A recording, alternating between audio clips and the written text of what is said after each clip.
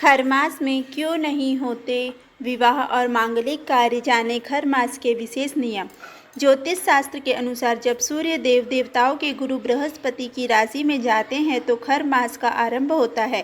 बृहस्पति की राशियां धनु और मीन है। साल में 2 बार खरमास लगता है। इस साल का दूसरा खर मास 15 दिसंबर से शुरू हो रहा है। खरमास में सूर्यदेव का तेज धीमा होता है, इसलिए खरमास में विवाह, मुंडन, सगाई, गृह प्रवेश आदि मांगलिक कार्य नहीं किए जाते। आइए विस्तार से जानते हैं खरमास के बारे में और इसके विशेष नियम। खरमास 15 दिसंबर रविवार से शुरू हो रहे हैं। सूर्यदेव 15 दिसंबर को जब देवगुरु बृहस्पति की राशि यानी धनु या मीन में प्रवेश करते हैं तो खरमास लगता है।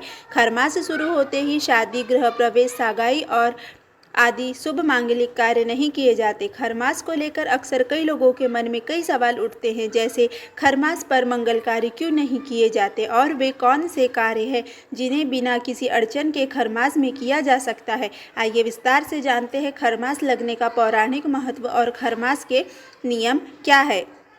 खरमास कैसे लगता है। ज्योतिष शास्त्र के अनुसार सूर्यदेव एक राशि से दूसरी राशि में 1 महीने बाद परिवर्तन करते हैं। जब सूर्यदेव देवताओं के गुरु बृहस्पति की राशि में जाते हैं तो खरमास का आरंभ होता है। बृहस्पति की राशियां धनु और मीन है। 15 दिसंबर को सूर्यदेव वृश्चिक राशि से बृहस्पति की राशि धनु में प्रवेश करेंगे। इससे खरमास की शुरुआत होगी। इससे पहले जब सूर्यदेव ने 14 मार्च को मीन राशि में प्रवेश किया था तो तब भी खरमास लगा था। हर साल 2 बार खरमास लगता है।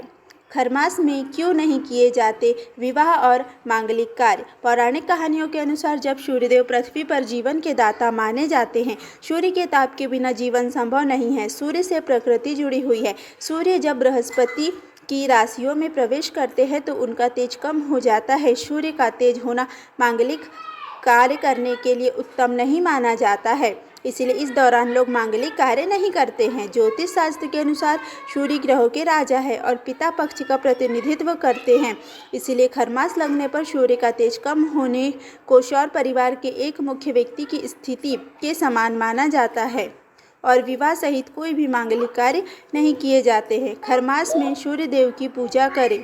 खरमास में पूजा का खास महत्व होता है।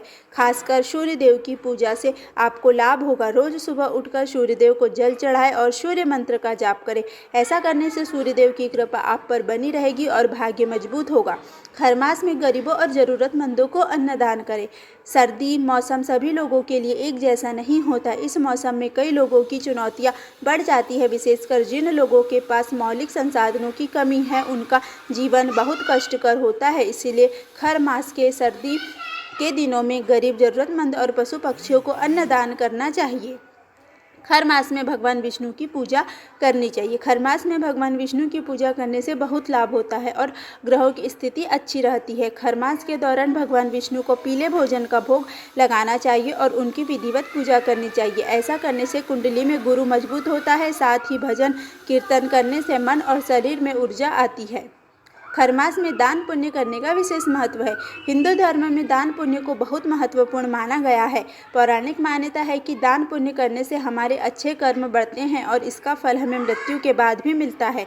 खास तौर पर खरमास में जब शुभ काम करने की मनाही होती है तब दान पुण्य जरूर करना चाहिए। इससे जीवन में सुख समृद्धि आती है। खरमास में भजन कीर्तन का भी विशेष महत्व होता है। खरमास में मांगलिक कार्य नहीं किए जाते, लेकिन भजन कीर्तन करने का विशेष महत्व है। खरमास में भजन कीर्तन करते हुए भगवान को स्मरण रखना चाहिए। इसके अलावा शाम के समय घर के मंदिर में दीपक भी जरूर जलाना चाहिए।